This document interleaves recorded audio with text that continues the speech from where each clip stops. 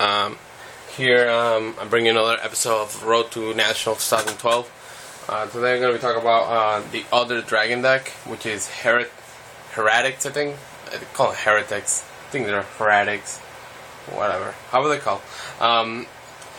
This deck is, it reminds me a lot of wind-ups, and like the way how it commits to the board by, exploiting all its assets from the deck, like, how the wind-up deck will just get all his rats, do all the Send Mighty to loop the hand. This deck does something very similar, but instead of looping their hand, it can just OTK you in that one turn with huge amount of monsters and the out-to-gores or Trigoria.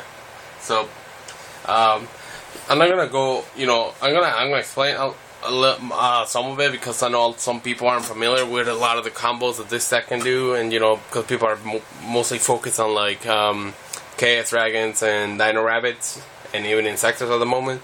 So this deck feels kind of like a sleeper. It has top events because it's a lot of people don't really sign for it. All people really sign for is Max C and Lightning Premier and Chain Disappearance for the vanillas. So I'm gonna show you guys this quick build that I made. I made it at spur of the moment. I think it works. I tested it a few times, and that's what it's supposed to do. But obviously, if I was taking it to an event, I'd probably rethink some of the ideas that of the cards that I chose to use in the main. So, without further ado, I'm just gonna show you this deck that I made.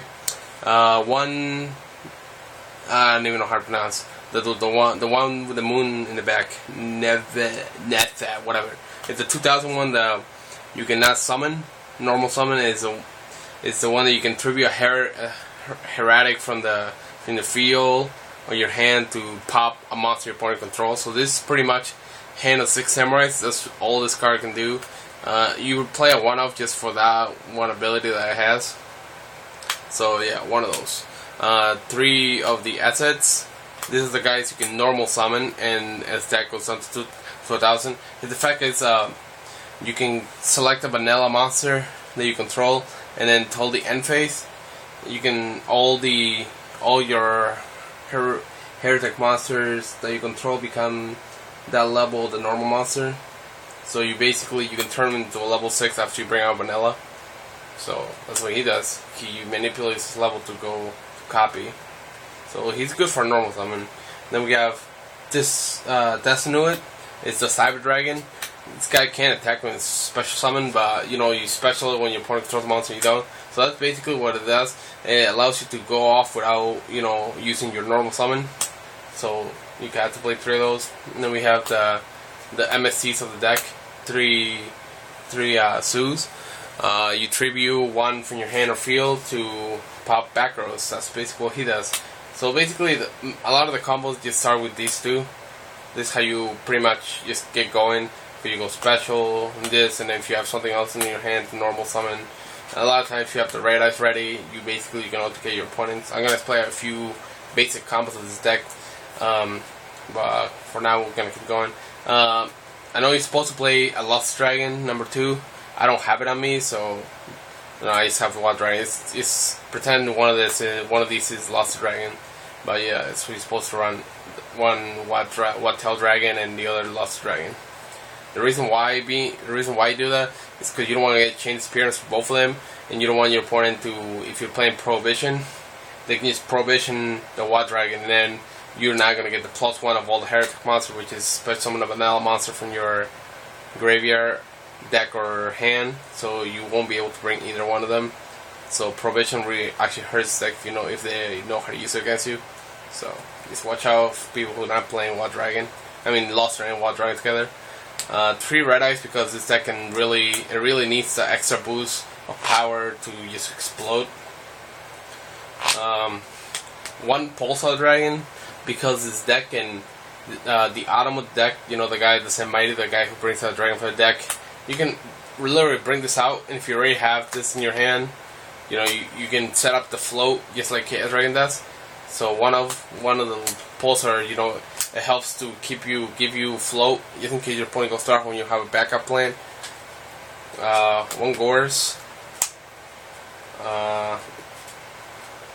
Double Trigo for hand trap defense. 2 Veilers, and 1 Maxi, and a Birdman. I'm going to explain a little how this guy can help you OTK. And then for spells, 3 Rotas. You search any Heretic monster, 3 MSTs, kind of like Rabbit and Sector that needs to go off, so you need to be able to clear back rows.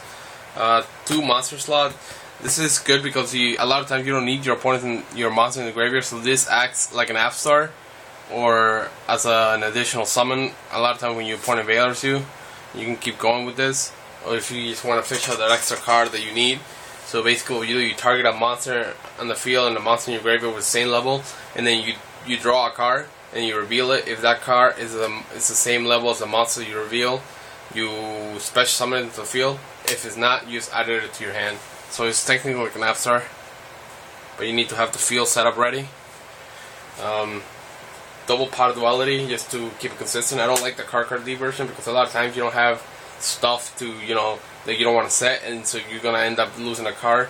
I don't really like setting my back row like against any deck because I feel like, oh, they're just gonna MST and go and blown off. I like to set my back row after I have my board ready and after I have MST, so I like Duality better than card D for this deck.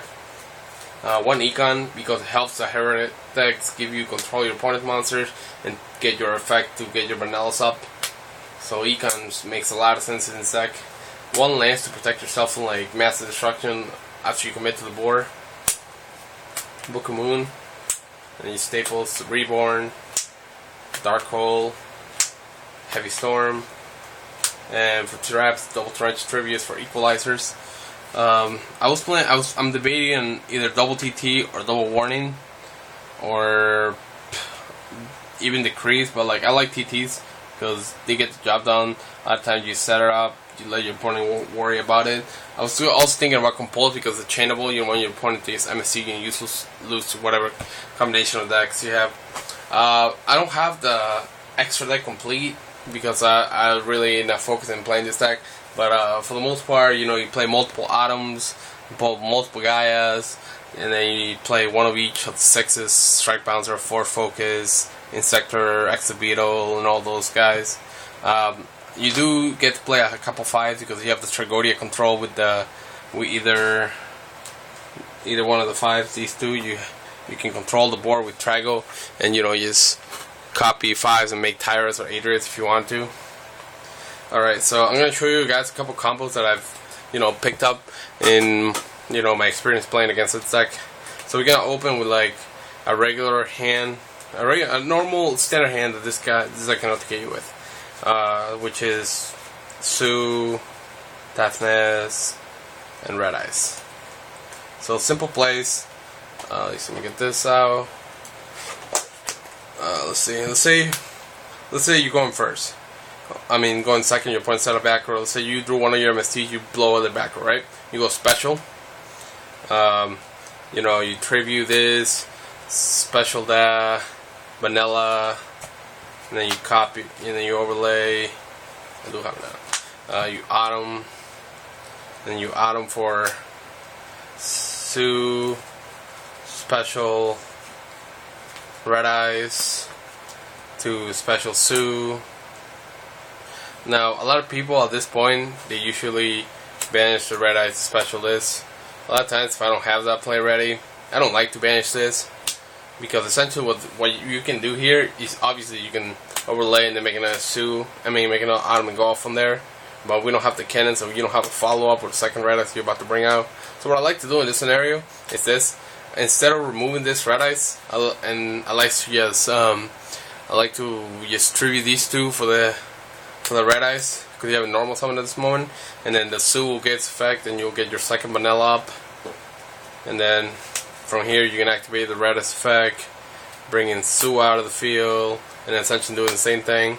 And then let's say you pretend this is Autumn, you can just do the same thing, detach vanilla, and at this moment, if you don't already have game, because it's 20. Because after that, you're supposed to overlay Gaius on top of these guys. So you got 28, and 25's game. So what I like to do is to ensure that I have either a backup or game, it's obviously you can bring the second red eyes and get another like one of these up and just swing out. But like what I like to do is, obviously you saw the card that I'm running as a one of, is put a pulsar in the field as a float. That way, even if he dark holds or whatever, you still have a float to come back with. And at this point, you still have 3 cards in your hand because you only use 3 cards to set up for this field. So it's just an idea. I'm gonna show you the play with Birdman now. Let's see. The extra deck is a little tricky too.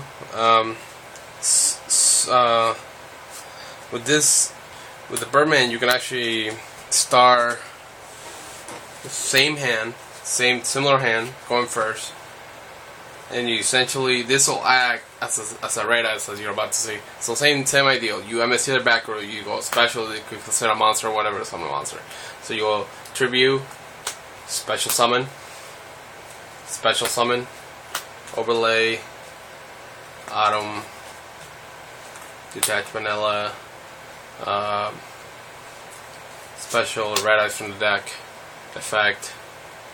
You bring this out, and then you go Birdman, bounce the red eyes back to your hand, tribute, and then you can essentially do the same thing. Tribute summon, and then the Subo gets effect. I mean, that's no good effect.